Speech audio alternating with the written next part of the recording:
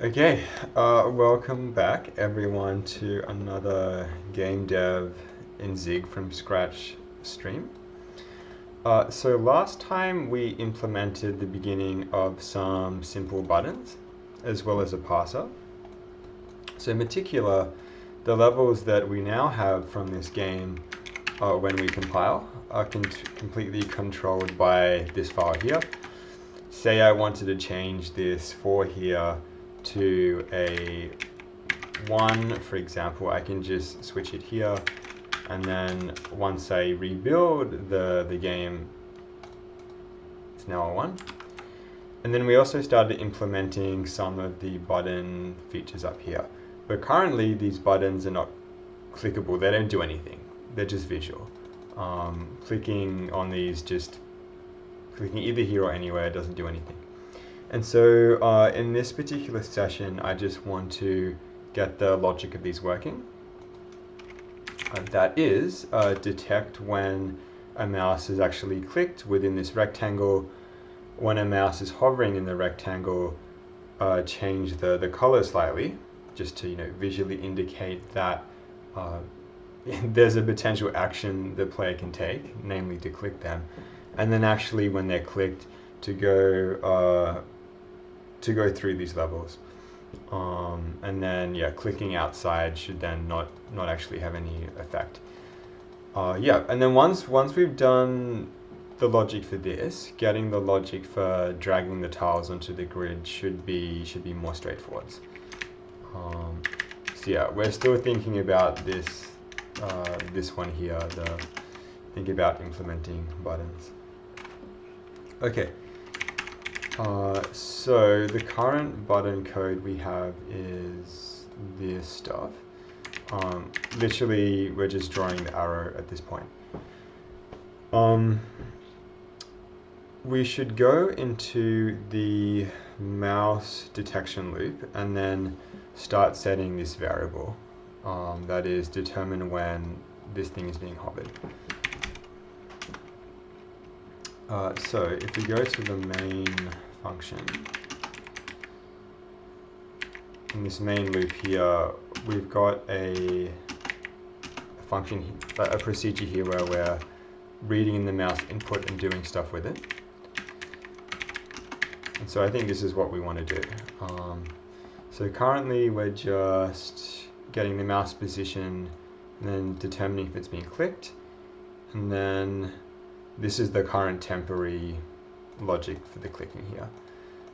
So now in fact we should probably, we really want to detect, I think in a similar way that with the rendering, we're breaking up the rendering into kind of 3 different screens. Either render like what the main menu looks like, or render for the handcrafted. I think similarly it would be useful in this process, the input state, to simply go, hey, if we're in the puzzles like handcrafted mode, start doing the mouse clicking detection for this kind of mode. Like, it makes no sense if we're in this particular mode to try to do button detection for the main menu or vice versa. So I think this should also be true for the hovering stuff as well. So why don't we just say, start like do hover click logic for the type of screen that is that the current frame is on. So why don't we actually now just do this into an immediate switch, where we're now going to switch the game mode, and then if we're in the main menu, we want to call a function, say, process, or maybe, what would this be good?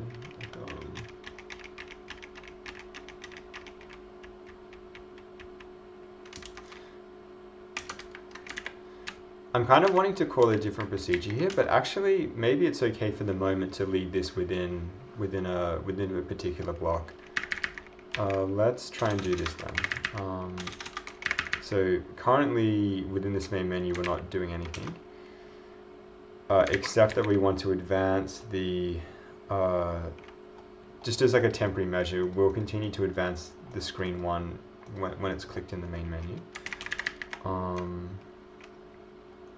And then for the actual one we want to do, which is these handcrafted puzzles, this is when we want to do our detection logic for the buttons up here.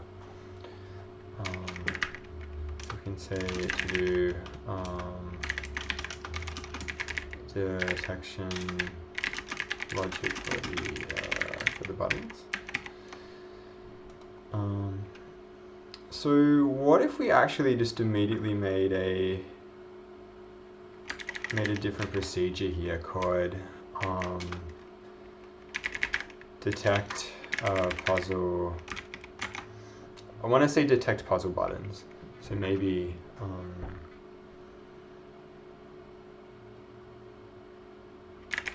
puzzle button hover click.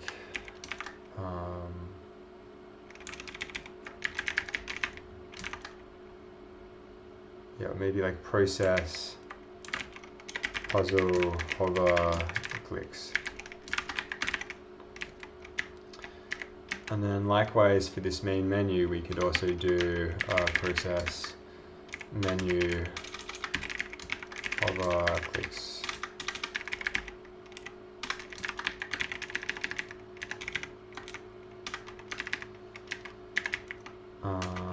And then currently for this like handcraft, for the other option, which is I think puzzles randomized, this we should never be getting to here at this stage, so we'll just make this unreachable.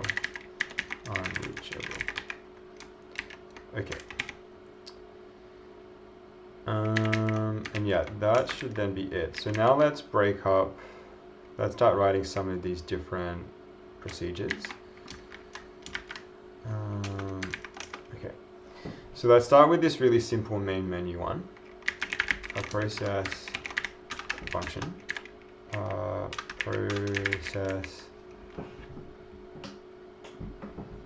Process menu hover clicks.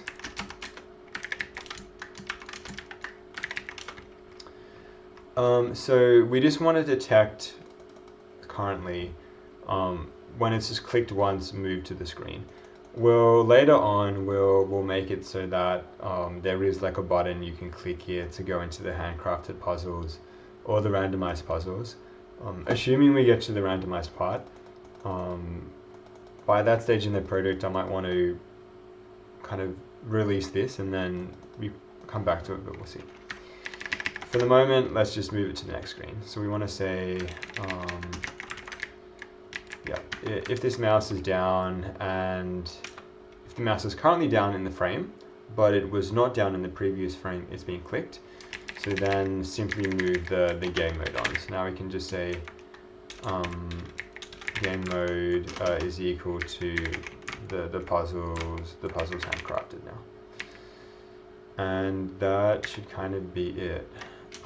Otherwise, don't do anything. Okay, and now for the main one. When we're processing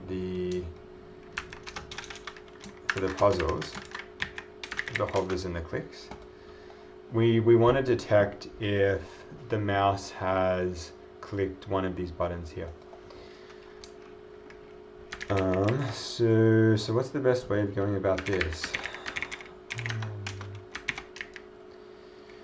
So both of these are some kind of button objects, these like left and right arrows. Let's move it.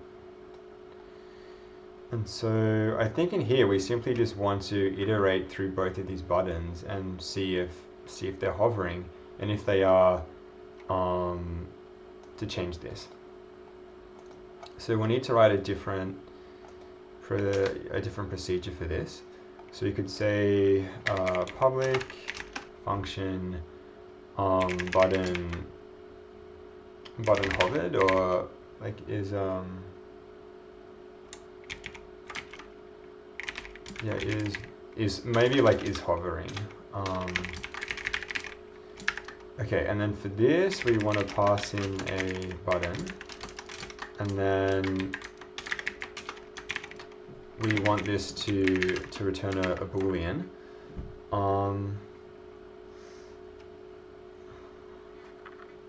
Alternatively, we could instead make this something that actually just immediately sets the option on the button.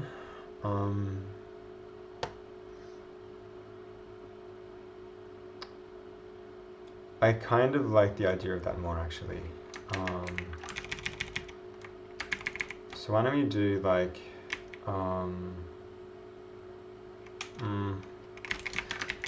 at least like with this option, we will just get like an explicit yes or no, instead of having to actually set the internal, but then we would need to set this thing again anyway.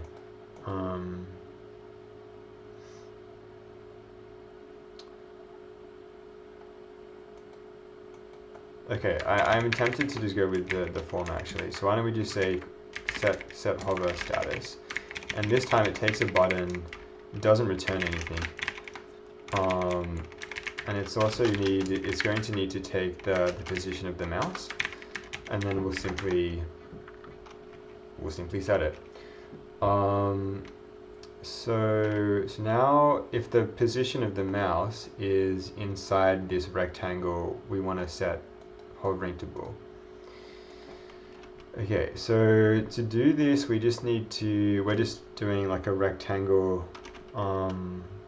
determining something's in the rectangle.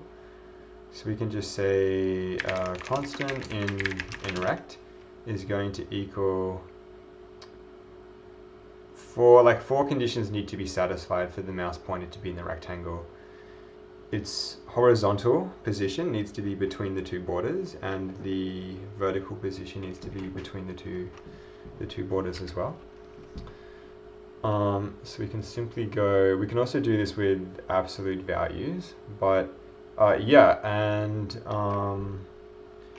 okay, so if we're allowed an absolute value, we would simply say, is the distance between the x coordinate and the let's call this pos is a bit vague.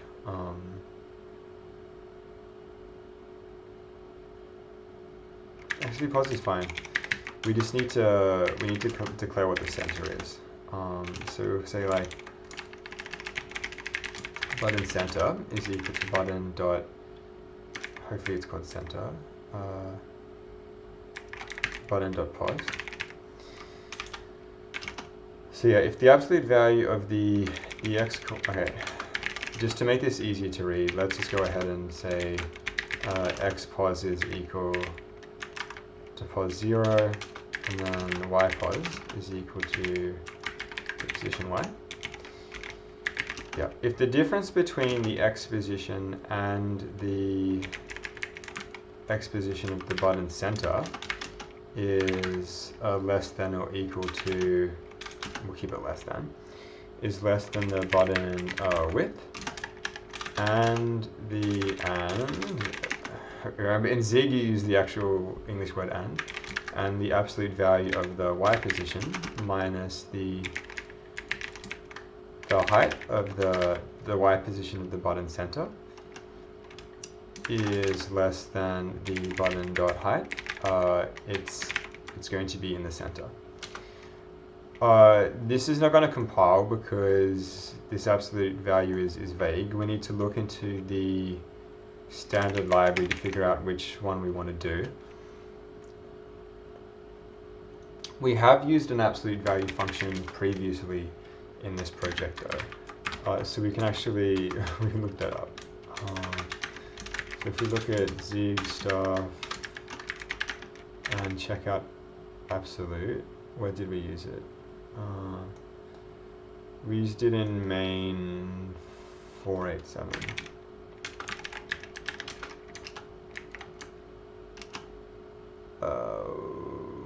What? I didn't see it in here. Texture in, okay, here it is. So standard math abs cast, okay.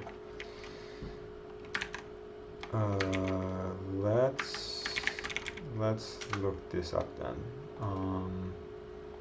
Standard math abs cast. So Zig library standard math.zig.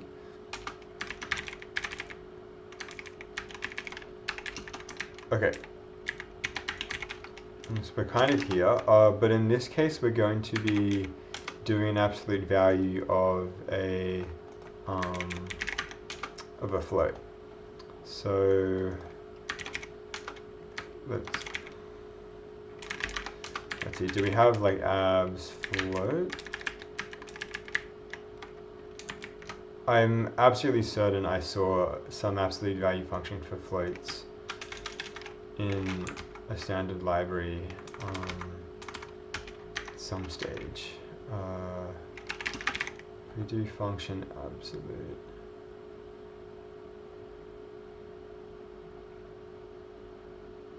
Maybe it was like float absolute.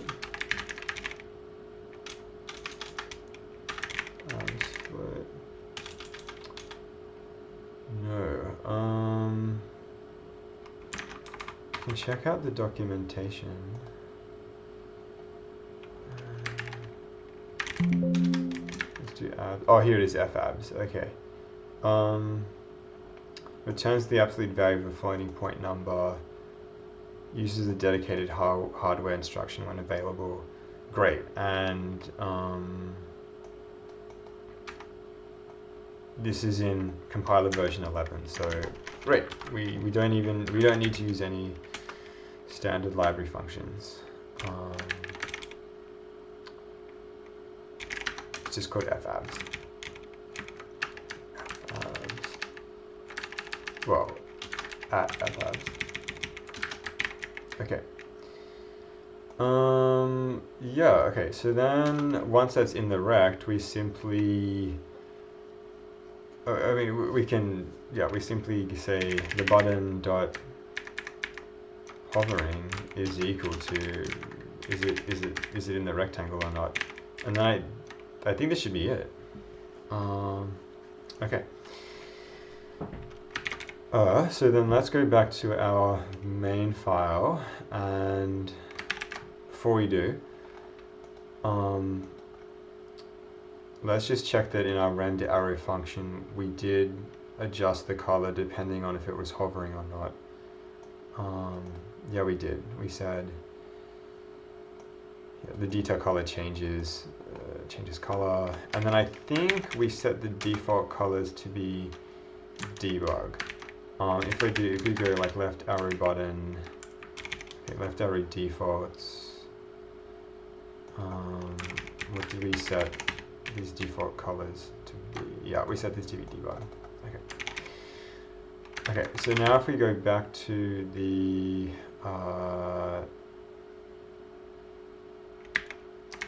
this process input state,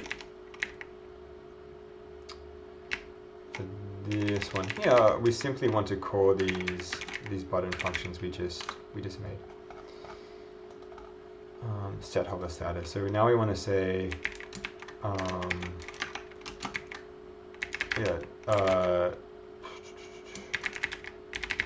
determine whether the mouse is hovering on either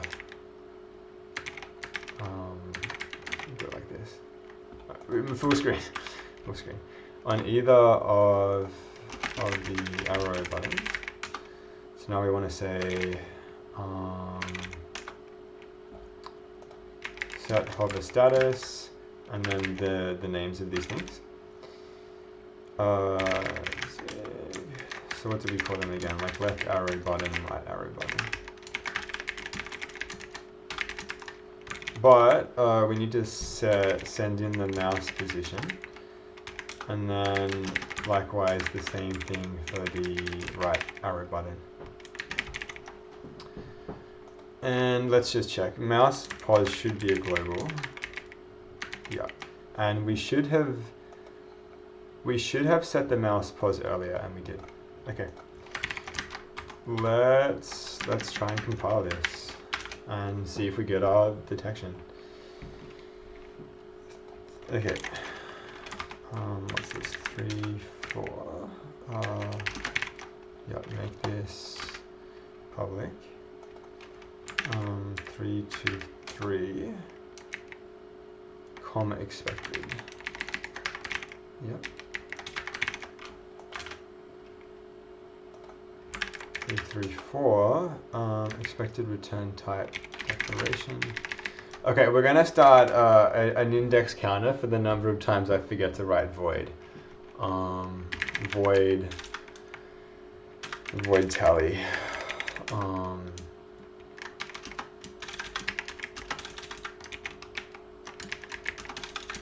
The number of times a compile error has occurred because I failed to include void in a procedure declaration. Okay, so we're currently like, I'll just say 2 because there have been many previous times where this has happened. We'll see if we'll see how many more I make. 3, 4, 6. What? Expected type expression found that?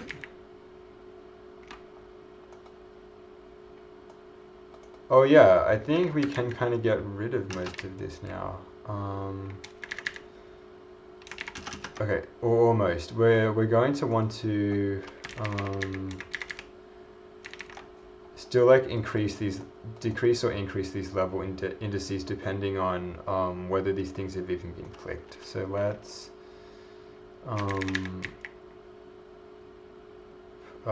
just like comment this out for the moment.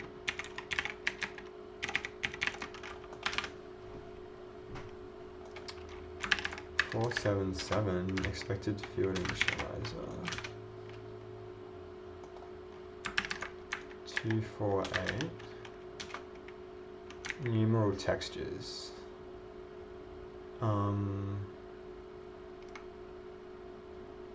Why is this suddenly failing? It should know what this is.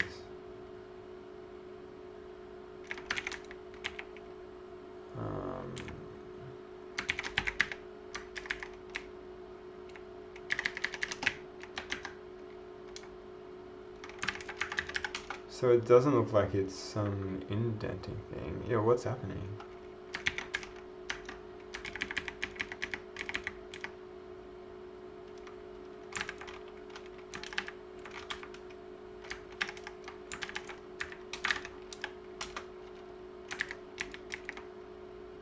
Why is this all of a sudden causing an error? It didn't before. Maybe it's this one. You set hover status. Oh yeah, because we really should be calling button dot set hover status. But no, this is still failing. Like what?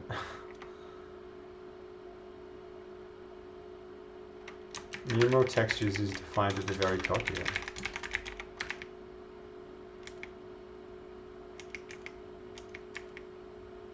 Oh, what? Why was that commented out?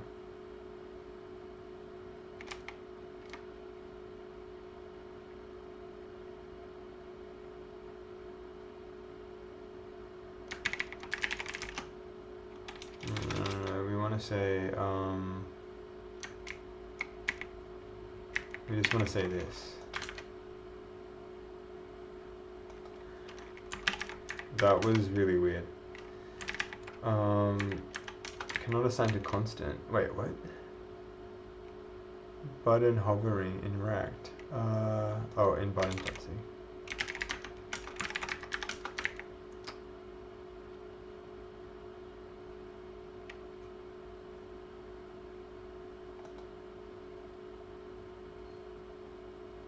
But since when is... Oh, I see. Maybe I'm doing a,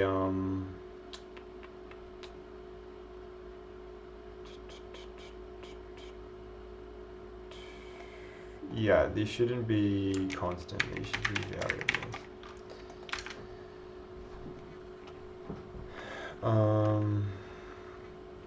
Variable of type must be const or compile or comp time. Wait, yeah, so something's going wrong. Maybe it's just a calling convention. Like maybe when the button here is getting passed in, it's getting passed in as a const. So then I'm saying adjust this thing. Yeah, we shouldn't be doing this. This should be a pointer to the button instead. And then hopefully the dot here, Zig knows, dereference it first. Okay. That was a really silly error. We're jumping to P. So for both of these, I should be taking the address of these buttons. Okay, a bit better. 34. Expected that, found colon. What?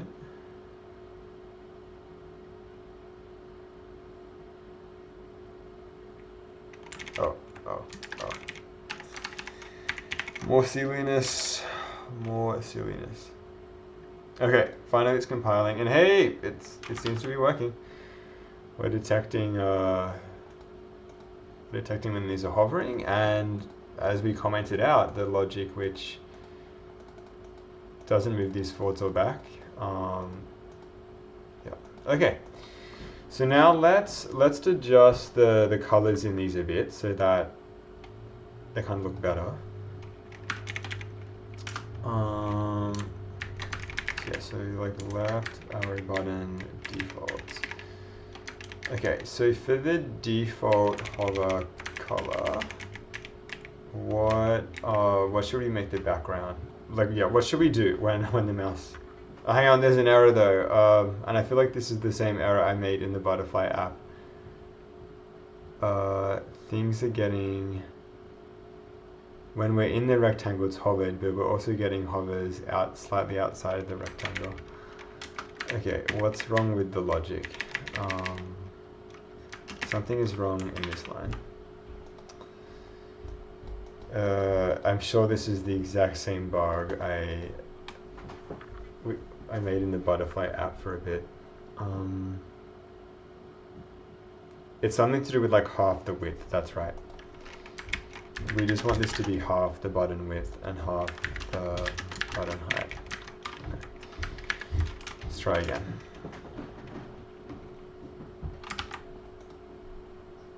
Okay, now it actually seems to be working. Yep. Okay. Oh, come on. Okay, so now we want to do, the color defaults again. So let's set these ones. What should this look like, at least initially, when we hover?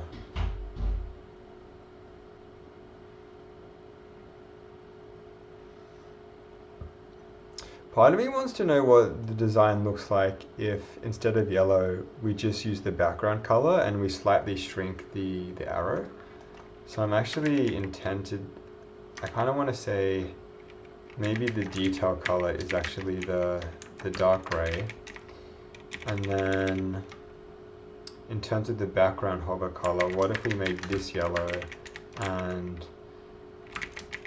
we didn't actually do anything to the arrow?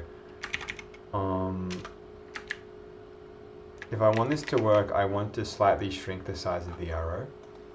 So let's just adjust the numbers here for a bit.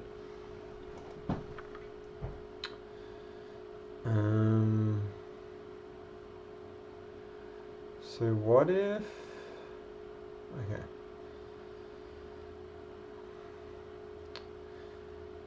Yeah, so let's see what we want to do. We want to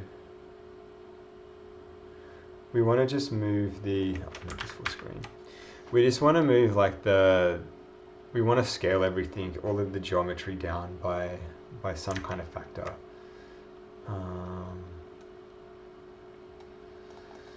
So what if we do, so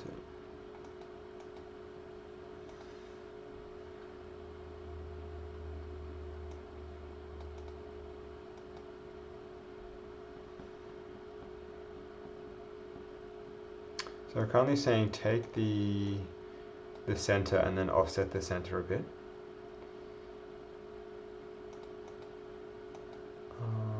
So in particular, what if we offset the center by, what if we still offset the center by this amount? We simply adjust the resorting width. Maybe now instead of 8, we make this, 8 seems really high actually. If you made this like 5. And then in terms of the heights of the arrows, we need to adjust, we kind of need to adjust all of these. Let's make this one not go all the way, so let's make this a 4. And let's stop the height from going all the way as well. Okay. What does this look like?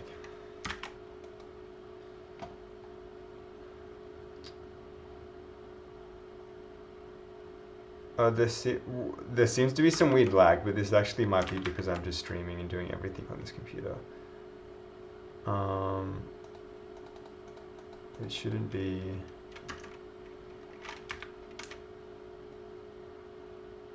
It shouldn't be this slow. Okay, this looks, it's behaving again. Well, wait, what? What's happening? It seems to be, there seems to not be any lag on my screen here, but then as soon as I make it full screen, there's lag? Like what? What's happening to the GPU?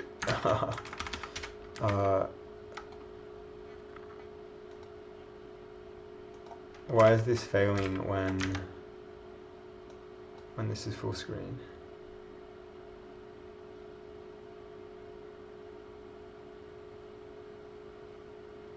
This is worrying. We'll move on, but this is like, I don't know why. This is, I'm just going to put this down to either Raylib or it's most likely my computer. I don't know why. Okay, anyway.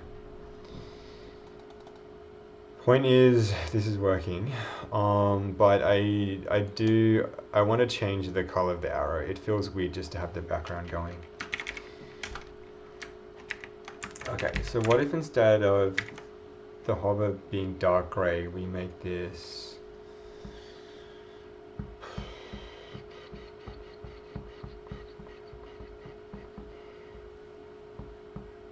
what?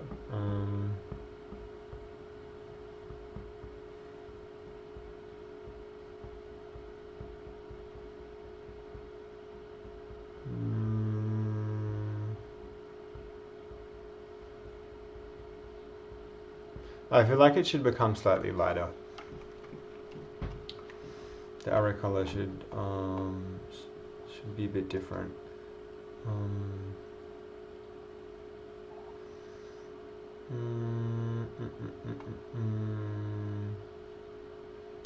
What if we add in like a middle gray? We'll literally call this like mid gray. And so let's make this like 100.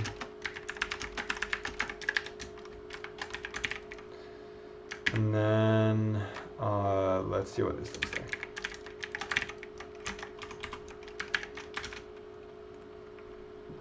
Okay, mean, slightly better. But I think in either case, no, I don't like this. I'm not satisfied with this.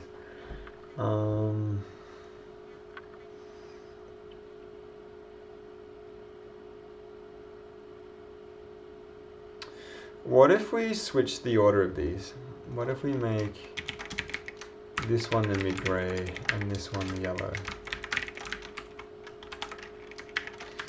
Like, all of this is just temporary stuff because, like in the butterfly app, we'll do colors at the end. Okay, this, like, visually this is like way more striking.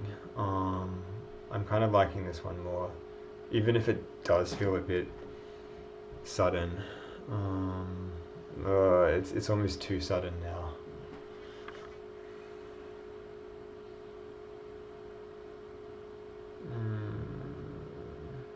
But it does work.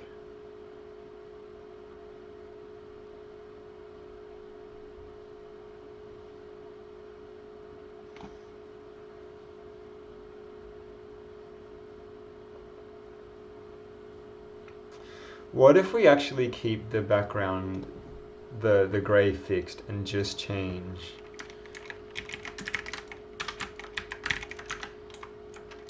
that is to say, what if we do this? Actually, maybe this is a better option. It's like,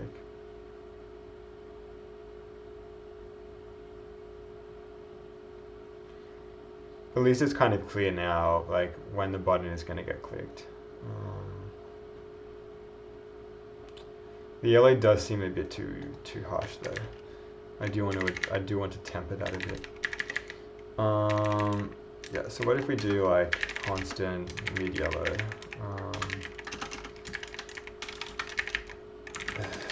Okay. So if we just like turn the yellow down slightly, like maybe 200 won't be enough. Like 150, 150,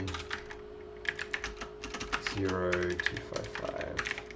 And then we now make this yellow. Let's try this one. Oh, I know that's nasty. It's okay. We will push on with the actual kind of programming logic and deal with these colors at the end. Okay. So we now need to get the click logic working for these things. Okay. I'm going to register P. Okay. So yeah, we don't need to worry about the menu. It's just this one. So now we want to do determine whether the arrow buttons have been clicked. And I guess to do this, if we already know the mouse position, we just need to check that the mouse is down and has been clicked, and that's kind of it. So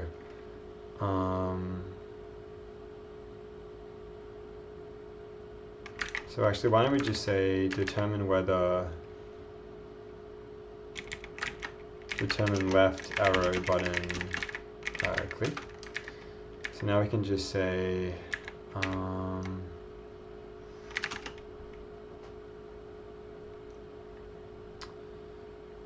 yeah, like it's just this line here. If the mouse down and it hasn't been clicked last frame and the button, the status for the left arrow button is hovered, then that is what we called it, right? Hovering. Then it's been clicked, and then so then in that case we want to do the logic for that. So in fact this should probably say something like left arrow click moves to previous level. So now we want to say the current handcrafted level index goes down by 1 in this case. Well, it could potentially be 0 though. So I think maybe it's better to say this is equal to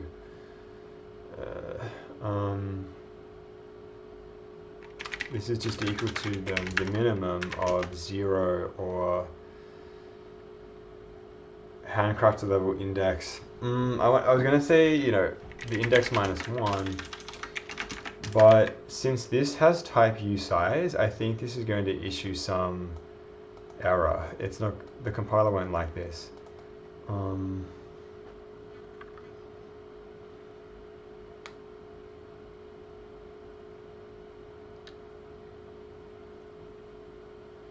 So maybe we need some other way of doing this.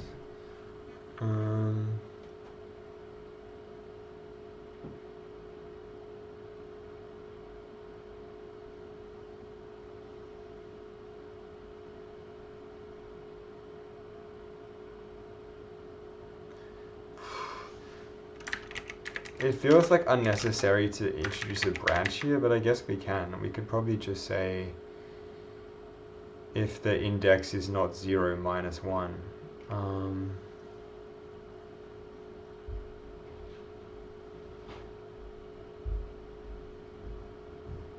Come on, there should be a nice way to do this without an if statement.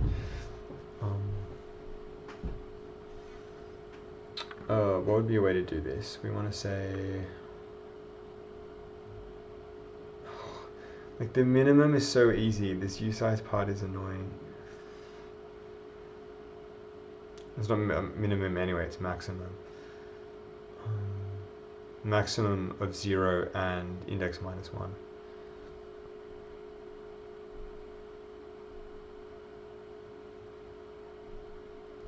We'll do it with the if statement, it's simple. So we'll just say,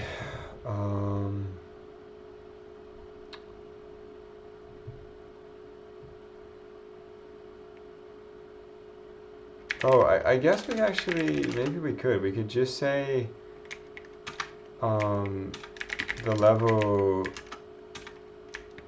decrease is equal to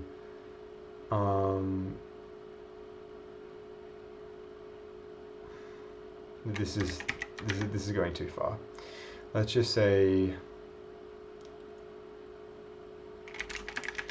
if the current handcrafted level index does not equal 0, we're going to subtract 1 from it.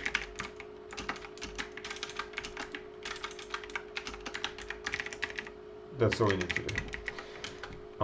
And then likewise, we need to do the right mouse version. I'm still kind of astounded that my system has this lag. Like, it's a decent PC, and like all I'm doing is just running some really basic GPU stuff and streaming, and yet there's lag. I do not understand. Okay, right arrow click moves to the next level. So if it's all of this and the right arrow button hovers, provided the level index does not equal the maximum number of the number of handcrafted levels minus 1, we want to increase this by 1. And hopefully that's it. Let's test it out. So yeah, clicking there doesn't do anything. Clicking here advances it and then stops. Okay, that looks like it's working to me.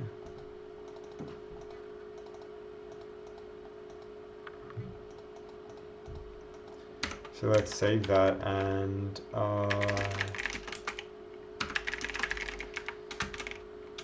then we'll also add in a button for the main menu as well. Yeah, we want to add everything here. You can say got previous level, next level, buttons. Okay, off to the cloud that goes. Okay, so let's add in a button for the main menu then.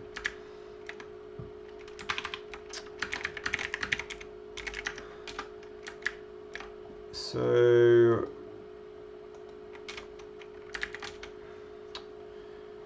I think for the main menu at this stage, we just have some rectangular button.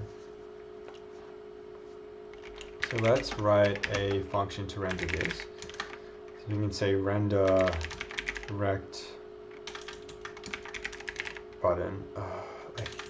I think render rect should be fine, given that this is already within the button, within buttons.zig. It should be clear this is like a rectangular button. Let's call it render rectangle. We have this button, and that should kind of be it. So then we simply say,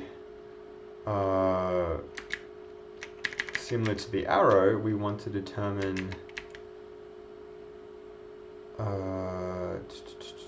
also this feels redundant. Do I actually ever use a pause without the B? We do so there like weirdly, but everywhere else it is. This is completely unnecessary. I think we simply do this, the usual determine the correct color to use, and then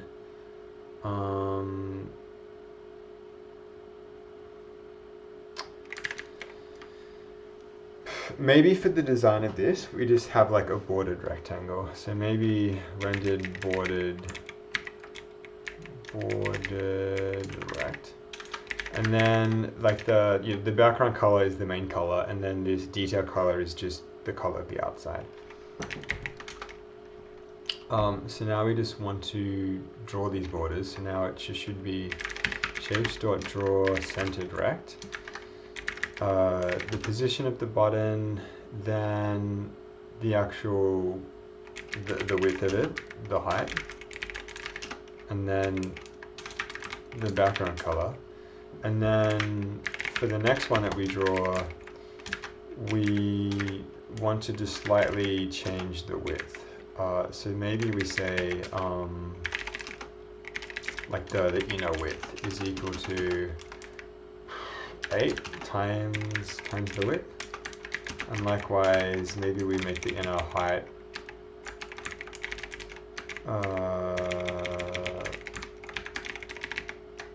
that. So now we just say we want the inner width here, the inner height, come on Max. Inner height, and then the detail color.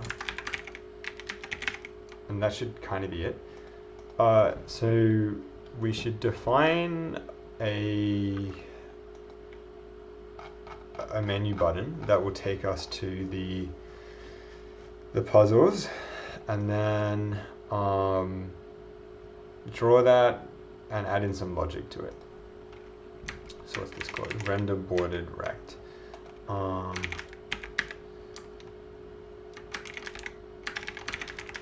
So if we actually go down to the render function first,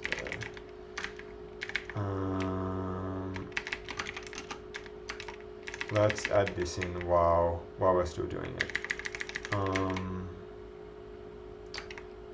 And we can replace most of this. So we want to say render bordered rect, and then menu.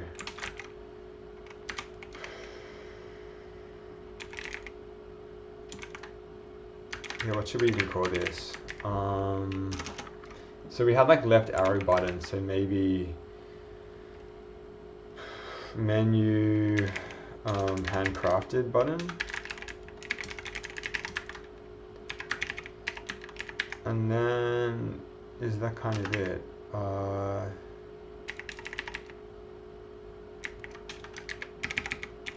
think all of this other stuff can go. Oh, come on.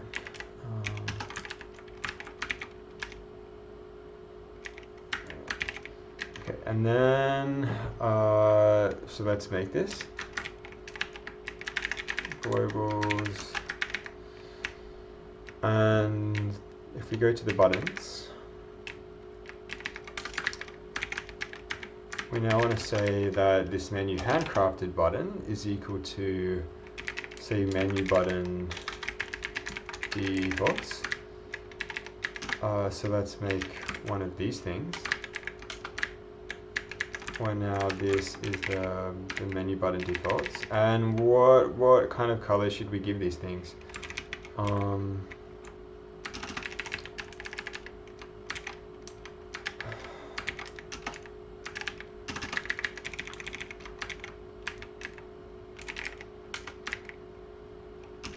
Let's define some new versions of these.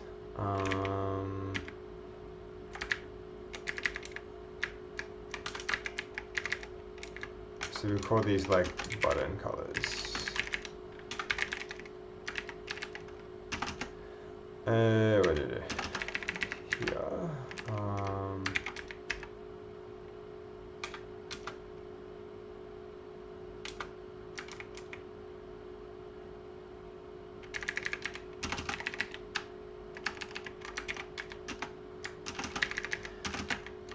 I will get this Emacs command right. Control RT, enter. Okay. Don't know why menu was duplicated, but okay. We can fix this with macros.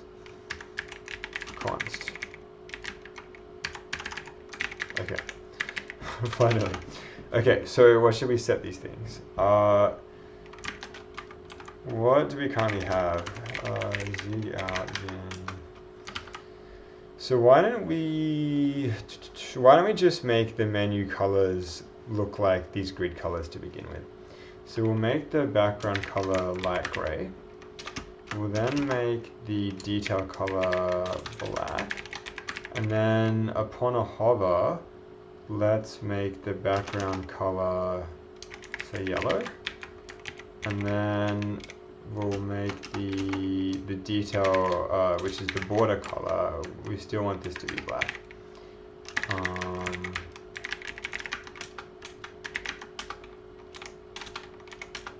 Come on. Equals, yeah. Okay, and then we want to define one of these, right?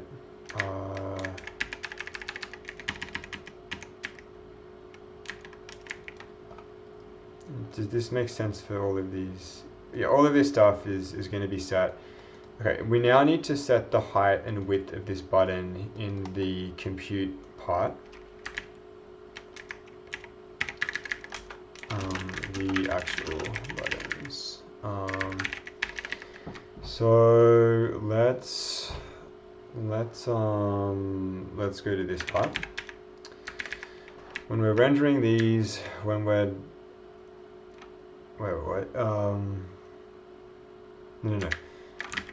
No, when we're rendering these, we need to calculate the geometry of this button.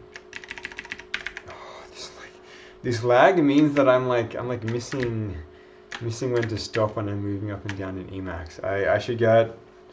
Maybe I should get like some refurbished PC just for streaming. This is slightly annoying. So yeah, so we do this grid calculation, and we have the button calculations here. So, so why don't we say like this is the puzzle button calculations, and then we want the menu button calculations too. And so for this, we just need to determine some widths and heights for this.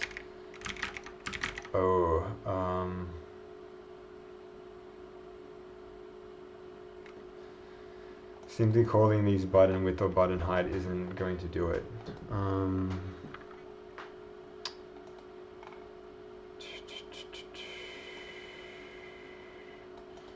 would it make sense to break up this calculate geometry into some different parts similar to last time?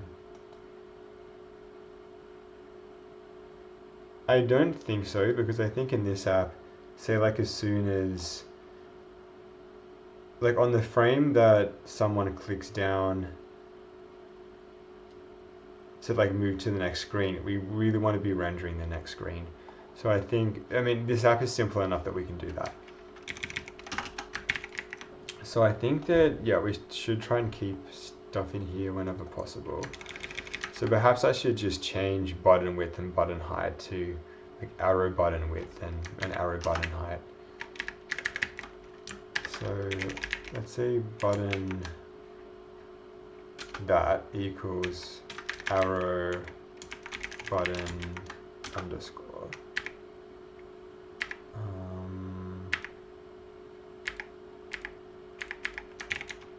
Now we can say menu button width and make this, what, like half the size of the screen?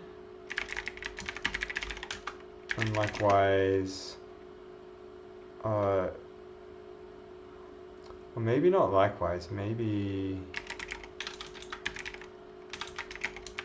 this should almost be a constant. The height,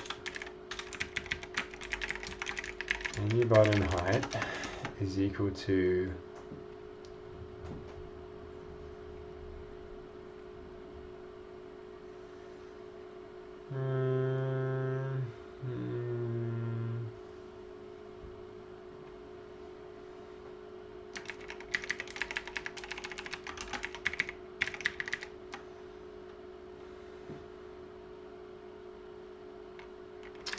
what if we just said 0.1 times the screen height?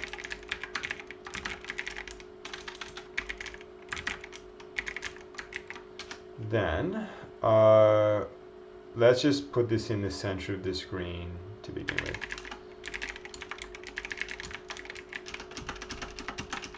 That is, we just want this to be 0.5 times the screen width, 0.5 times the screen height. And then,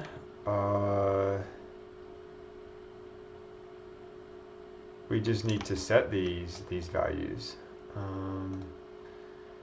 Right, we've now computed what all of these three are, and these other ones have been determined by the struct, so let's set those.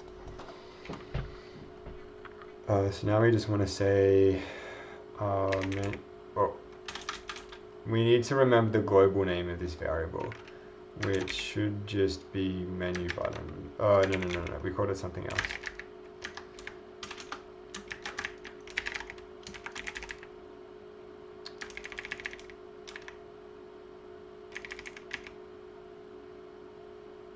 The menu handcrafted button, that's right.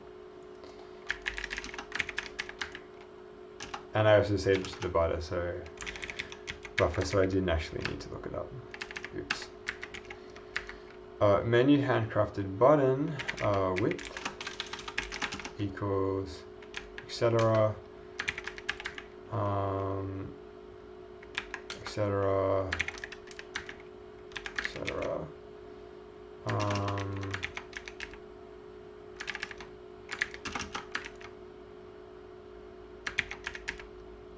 So, what do we want this? We want this width or height to be menu button width. And then we just want this to be the height now.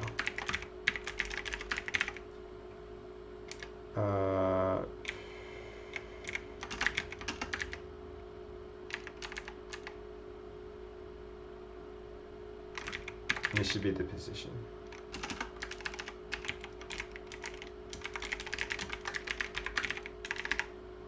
Okay, so now we've set almost all of that, but we need to set whether it is being hovered or not. So let's go back to here. We want to jump to is it P?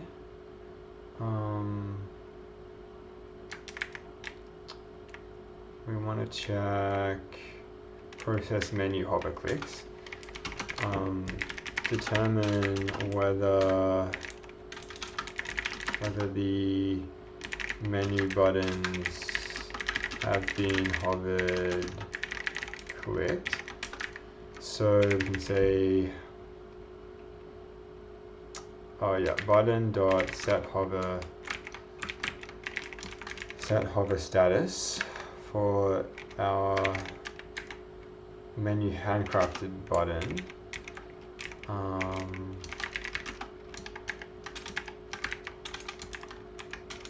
And then we just determine if it's been clicked or not. So now I can copy this thing again. The mouse is down and it's the last frame, and the menu handcrafted button is hovering. Then now we want to do the game mode. We want to do this thing. And so this first part can now go.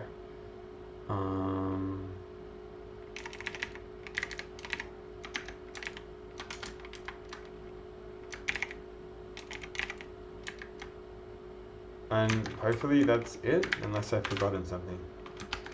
Oh, and I clearly have, since this is, oops. We didn't build it. Yeah, I was just like, there has to be a compile error somewhere. Something is wrong. What's this? Use of undeclared identifier. Render border direct. Yes, that's because it's in the button library. By button library, I mean button file. It's not big enough to be a library yet. It's not been tested, and it's not intended for any other project. Expected return type expression found. Oh no! I forgot again. Where is the void tally? This now goes to 3. Oops. To be expected.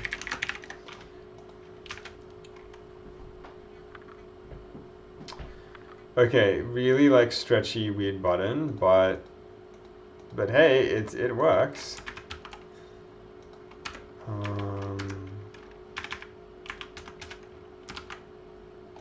I'm clicking, not working.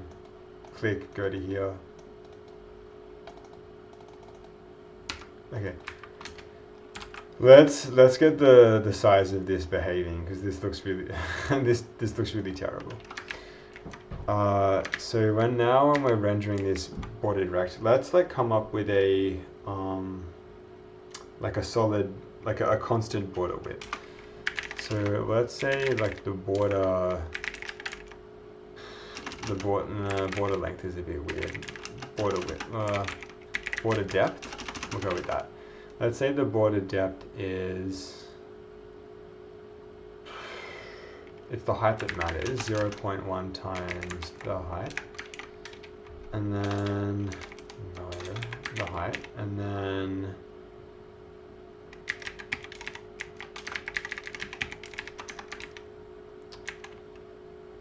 now we can define this inner width as being the b width minus 2 times the border depth.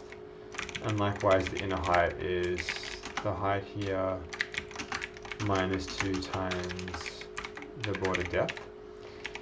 And now when we draw this, we want to be using, well, that's it. It should be fine. Okay, clearly not fine. What did we do? B dot height.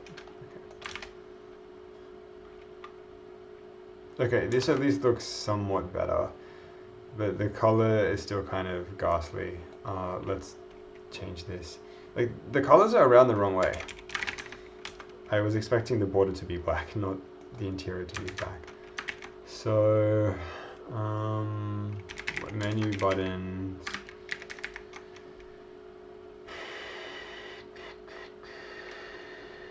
What are we changing? We are swapping these.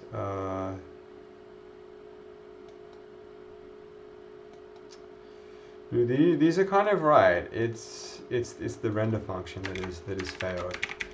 Oh right, because we need to draw like the detailed rectangle first, and then the actual inner color. So we want to be doing this one with the detail color, and then the smaller one with the background color.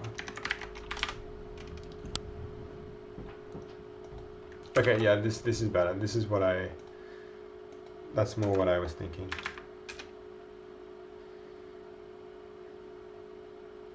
Yeah. Although at least in my eyes it looks maybe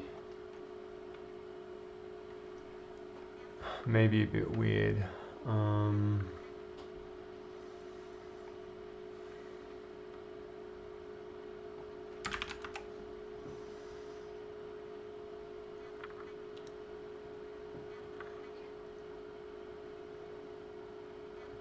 Maybe it's my eyes.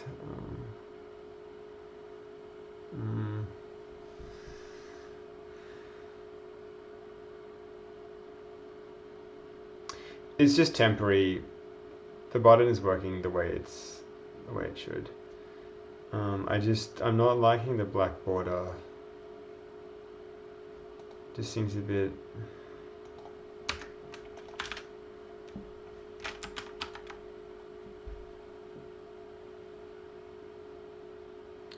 Seems a bit wide. Maybe it is fine.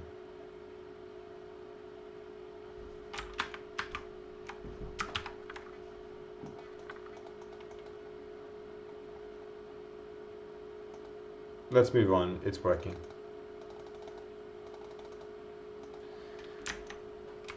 Okay.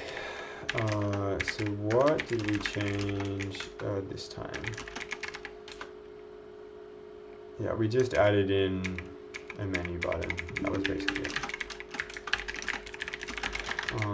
Added a menu button there again, but without text. Yeah. Okay, off to the cloud this goes. Okay, so I think that's kind of, we're like almost done with the buttons.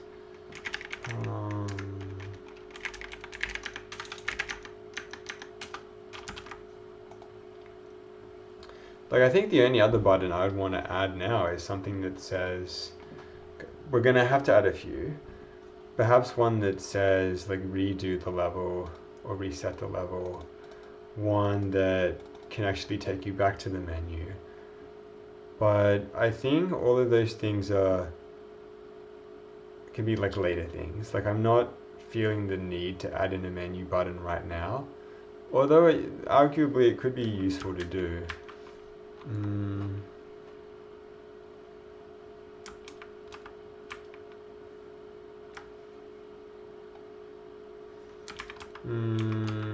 We can wait until later. Okay. So let's now clear out this thing. We've implemented buttons and we've done these as rect. So now we can say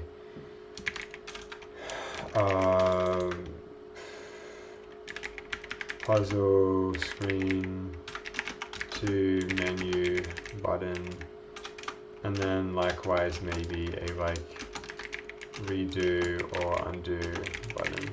But this feels,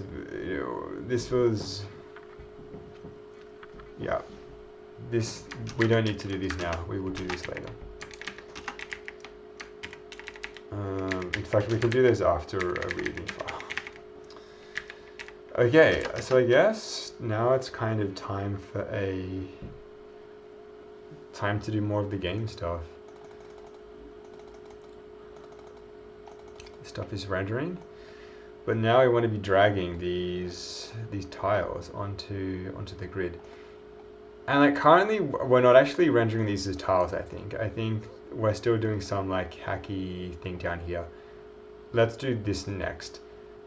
Let's just use the render tile functionality we're doing for this grid, for these options down the bottom. Okay, so let's jump to, okay, to do create an actual main menu, we've like kind of done that. So if anything, we should just say like, to do add text to main menu buttons. Okay. So now back to this render puzzle grid. What's drawing the stuff down here? Draw tile options. This is the flawed stuff.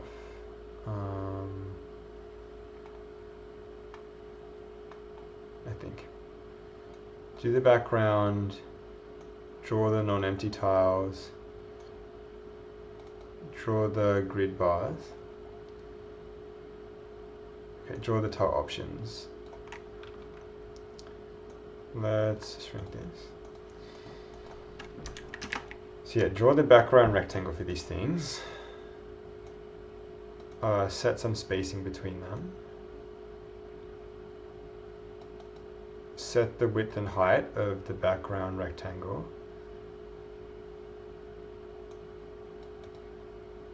Set a thickness for the tile border.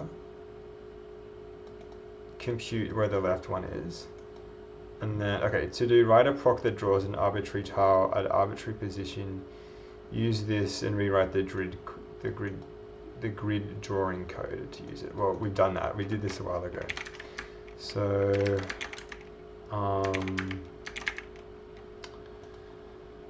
what's this? What was it called again? Wasn't it like just called like draw tile? Yeah.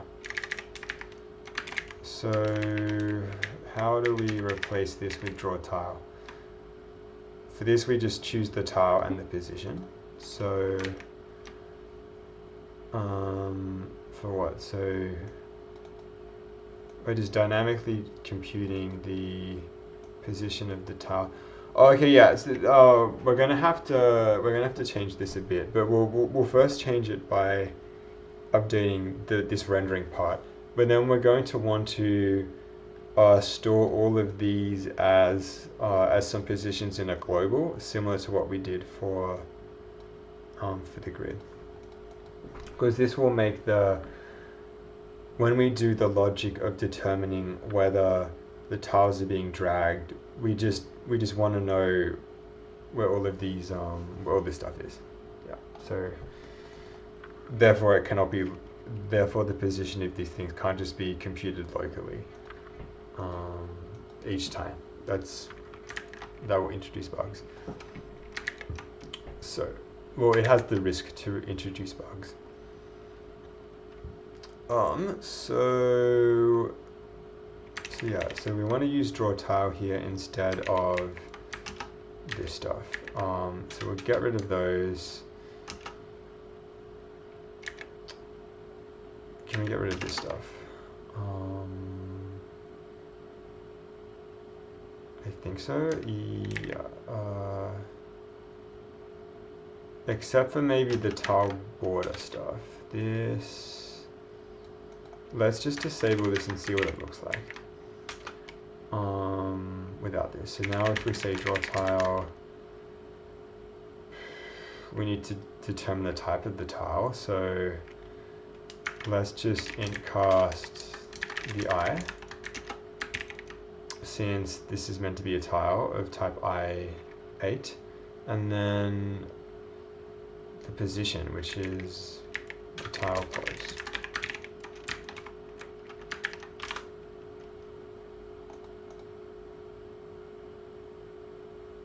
And we didn't compile it.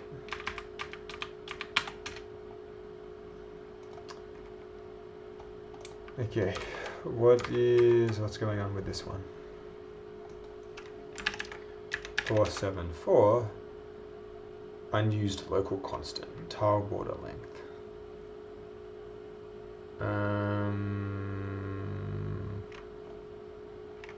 So make this full screen again.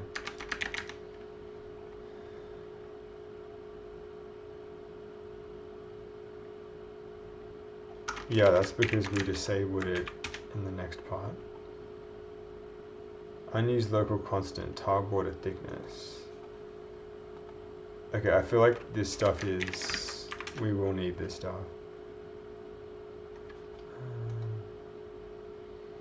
Yeah, so like interestingly, we're not actually drawing the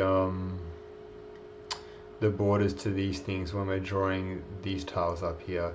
I think this would be a good thing to just do generally. Like whenever we're drawing a tile, we should try and draw them with these, with a border.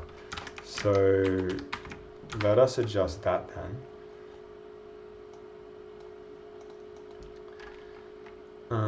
So I guess in order to adjust that, we want to be using all of these numbers. This one. So draw tile here. So yeah, empty tile should not get drawn, obviously. So calculate this length, calculate the border thickness. And the border thickness should be done from the length, I think. Not relative to something else. But this said, I actually think the tile border thickness should be constant. Yeah, let's make this 5. Like if I make this screen really big, I don't want like the thickness, I still want the thickness of the borders to be relatively thin. Okay, so we do that. I can get rid of this. To do, what's this offset? This is just turning the I into an F32, okay.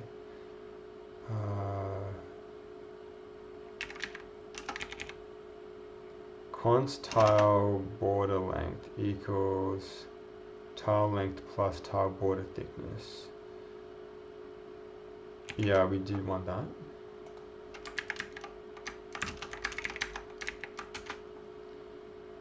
And what's this? Shapes, draw the border stuff. Okay.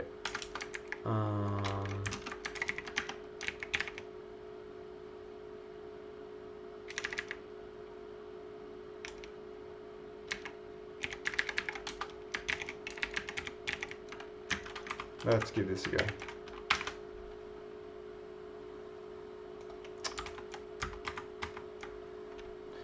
Like, you gotta love Windows, right? You press the command for the window to go to the right, and then it instead goes left, and then in the center, and then finally goes right.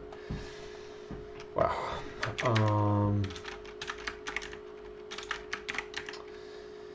So we want 514. Use of undeclared identifier tile length. Sure, because this is just the length. And then all of this is happening in the tile, so we can get rid of all of these tile underscores. These are redundant. So replace what? Tile enter with just nothing. So that one we need. Don't need, don't need, don't need, don't need, don't need, don't need, don't need, don't need, don't need, don't need, don't need, don't need.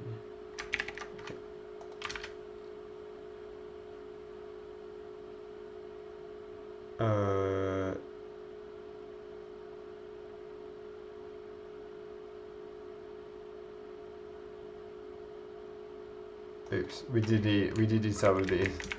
We needed this one. And we needed that one. No,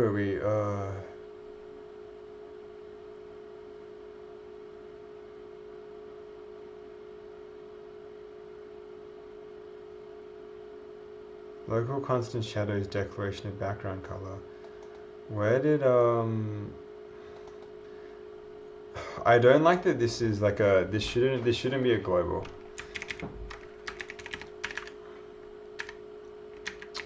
Let's rename this one. Yeah, this is too general. There's going to be loads of background colors. Let's do, like, what actually is this the background color of? So we're just doing it for like clear background. So why don't we call this like the default background color then? And then here we can just say default.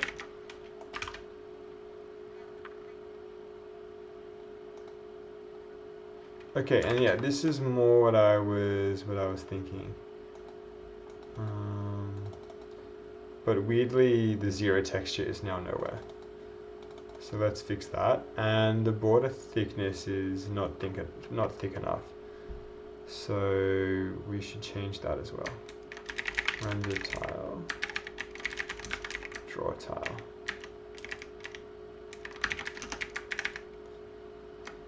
So let's increase the border thickness to 10, say, and then what's up with the 0 part?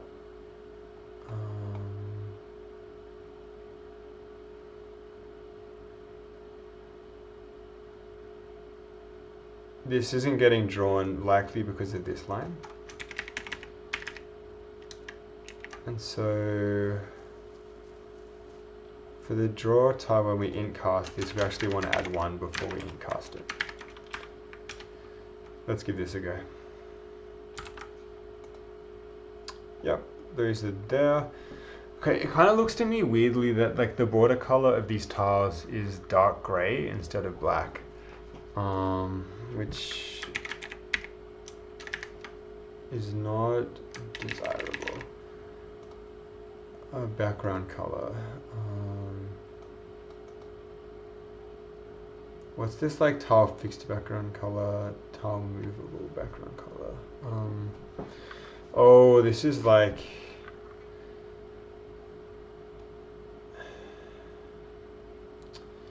we want to introduce a border color as well.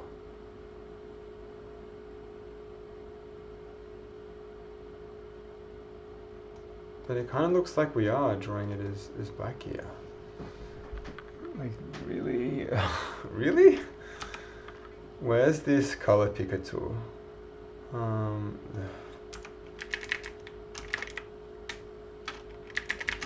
Power Toys preview, which takes Windows a bajillion seconds to load. And a bajillion seconds to load when it's clicked. Even though this was made by Windows. Okay, it actually is black. Optical illusion alert. Okay. Okay.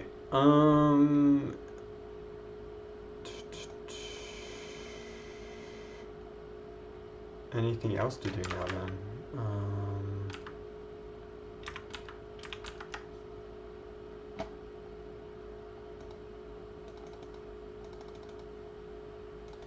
We're really gonna have to add some color to this. This looks really, this is a bit sad. I want to start changing the background from this dark gray to a nicer color. But before we do that, let's save this. So yeah, we just. Actually, hang on, before we even do that, we still need to update the way these tiles are calculated. Yeah, we'll save this for the moment. Used draw tile when rendering tile options. Okay. So now, yeah, we want to make a global that saves the position of all of these so that we're not calculating it here. So if you go to the calculate geometry part. Oh, oops, it was literally there. We got menu button calculations, puzzle button calculations. I guess after the grid we should just say options, well, tile options calculations. Actually, what do, oh, time-wise, it's nearly bedtime. Okay, after we do this, we're gonna wrap the stream up. Because I think already, like, I'm happy with the progress. Now we've got buttons, basically all the buttons we care about at this stage working. And then next time we will start doing the tile dragging logic. But let's do this tile option calculation stuff first. So yeah, all of this tile position stuff, we want to change this. We want to set this here. So okay, so how did we draw the non-empty tiles? We just had something called grid tile positions. We want to do something similar. So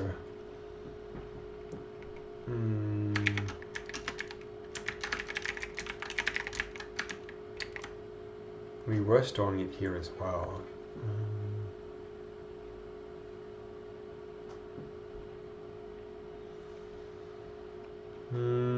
Would it make sense to do something similar? I think so. So what if we do tile options geometry?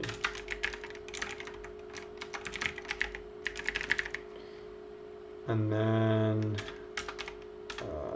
yeah, const tile options geometry.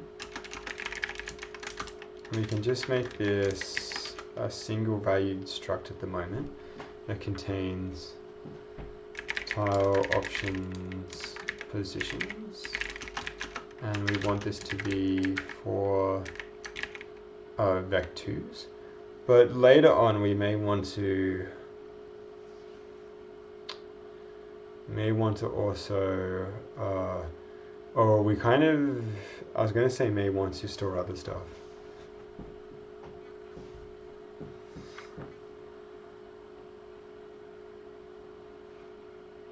Why would we want to store other stuff?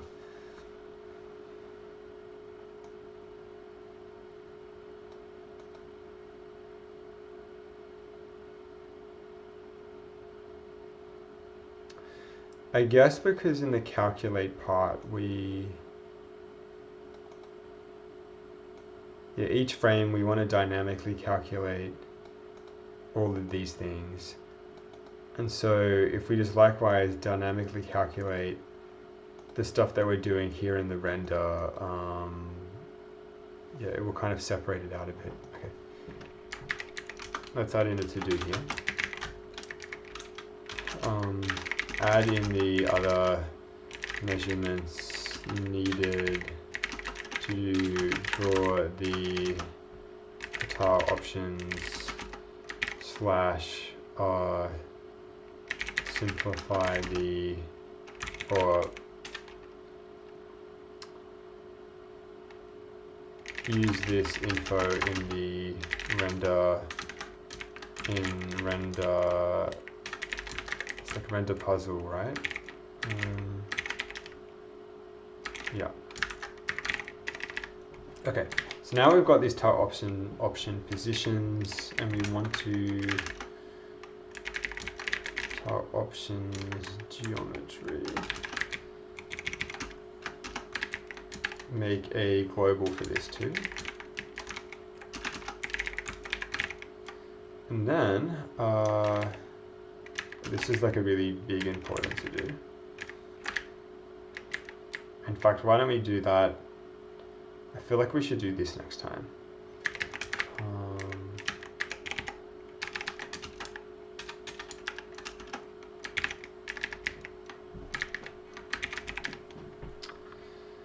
Okay, and then so now we've got this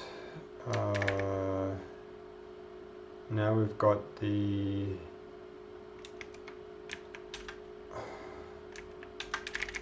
grid option, the tile option positions. We now want to say, we now want to say in the drawer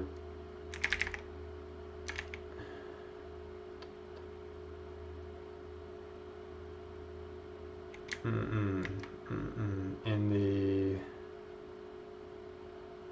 what are we doing again? We are just doing,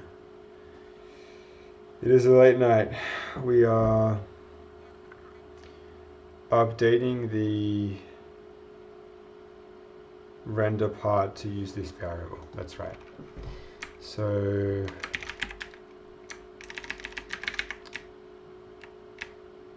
yeah, when we're drawing these tile options here,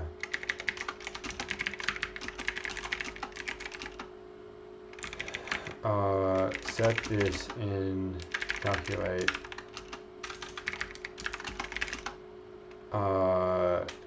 using the tile options geometry strut.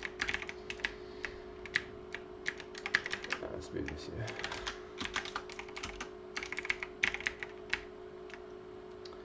This stuff here we wanna change, but we at least want to calculate the grid tile positions in the calculate function now.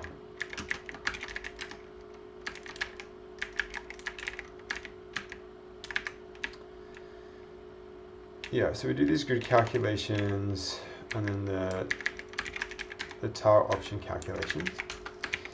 So now we want to say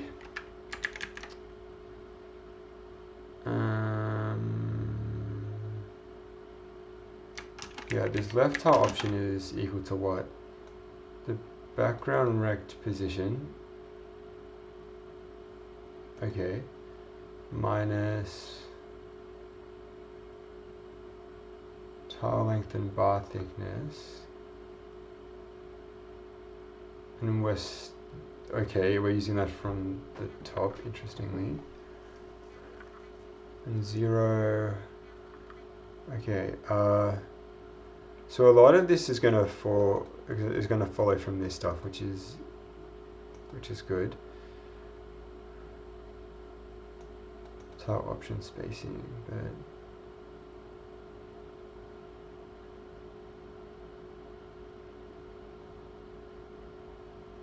I'm struggling to see where some of these get used.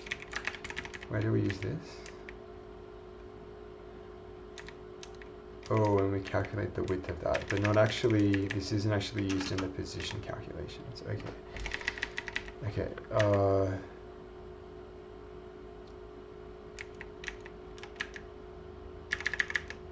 so let's copy this one over here. Likewise, we want to copy, we kind of want to copy most of this loop. The new version of the loop that we want is simply, for I going through here, just draw the tile at, draw the tile at,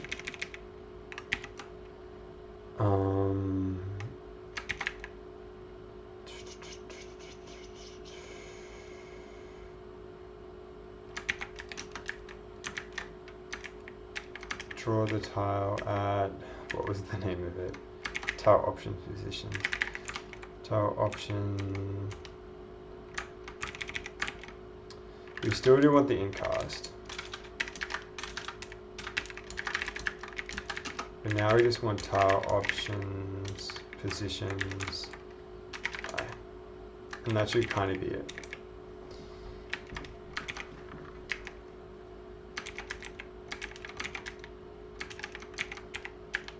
Come on, render jump C. Okay. So how do we calculate these things? We calculate the left tile position.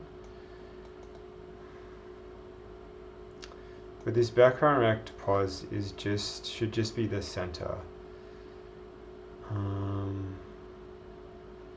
This is something we should save now to the struct.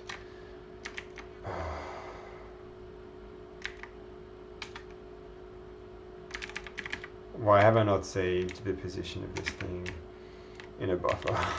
Let's do this right now. This is now pointing to 1. Okay, so we should just say tile, or rather background rect pos. This is a vec2. And then over here we want to say background rect pos is equal to tile options geometry dot background rect pos. And then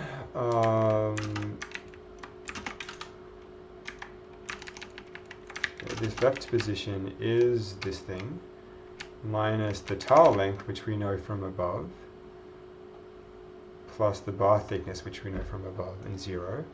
So now that's known. So then we can calculate these positions. We can say for I going from 0 to 4, turn this into a float. Then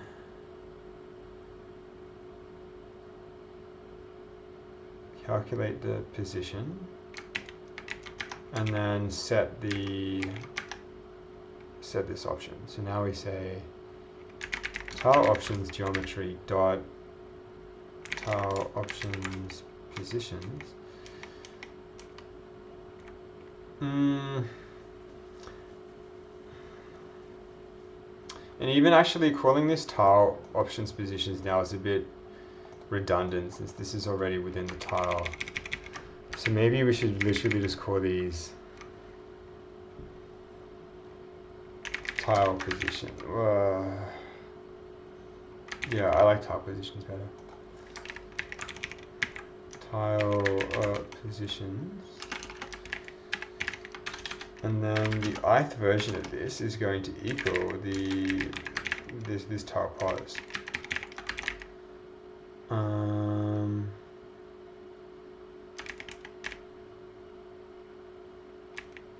How many do we need to change?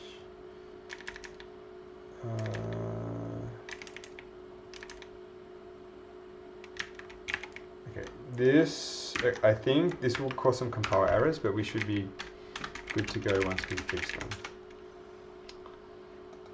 Okay, 164 expected field initializer.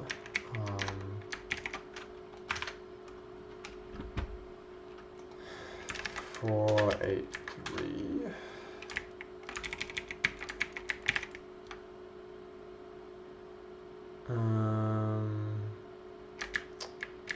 Yeah, so here we want to say const tile positions is equal to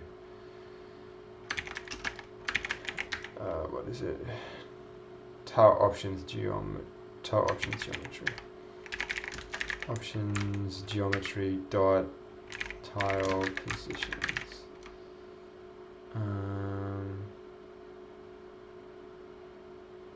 Actually, maybe that's unnecessary. I think it is. We can just do it right there.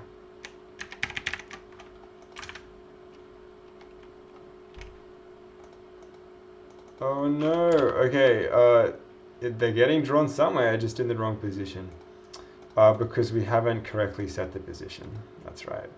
It's saying draw all of these with respect to the center, which is currently by default the top left. So we do need to set that. So when we go to the calculate geometry part, we want to set the we want to set this stuff.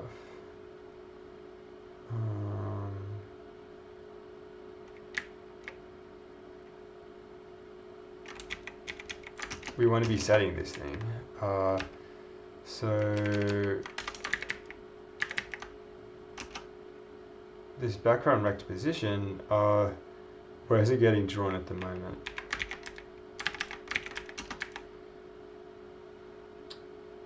It would be getting drawn in the render part, and in particular it's getting drawn here.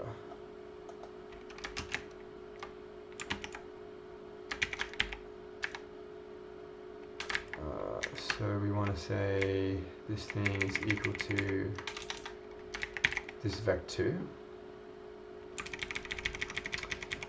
And then we want to set this.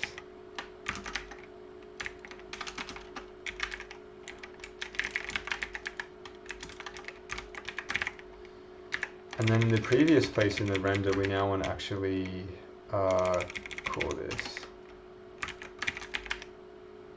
So now we can clear out what we had before. And just say that the background, rect pause is equal to this thing.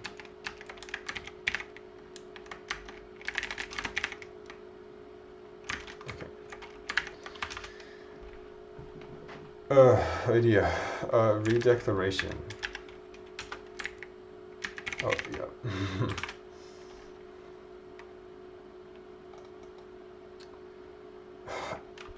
And this bug has appeared again. Why? I thought we fixed this by adding one somewhere.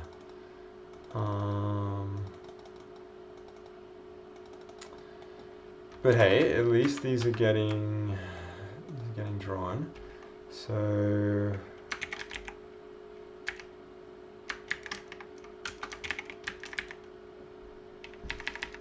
these names are a bit bulky. I want to adjust them later sometime.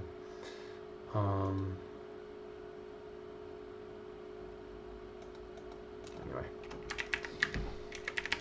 so yeah, why isn't this one getting drawn?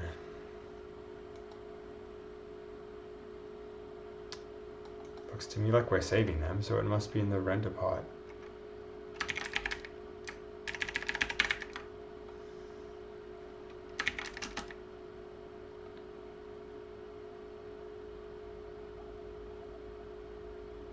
Yeah,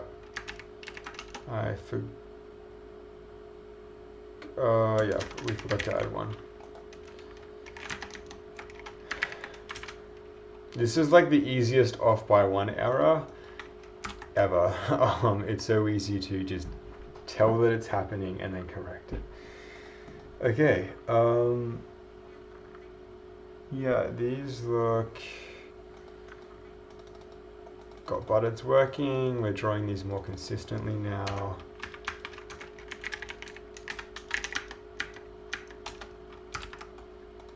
Now I've got a main menu button that's working. Yeah, I'm happy with this as progress for tonight. Let's save this and I can get to bed. Yeah, so this is simply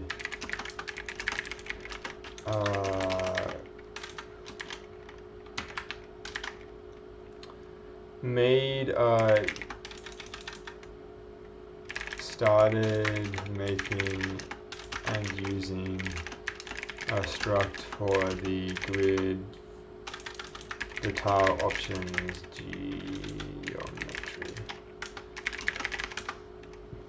Okay, thanks to everyone who watched this for a little bit or a long time. And yeah, I'll likely be doing this tomorrow, probably. Since yeah, on the weekend, probably no streaming is going to happen on the weekend. Since I'm going to a couple of shows, which will be fun.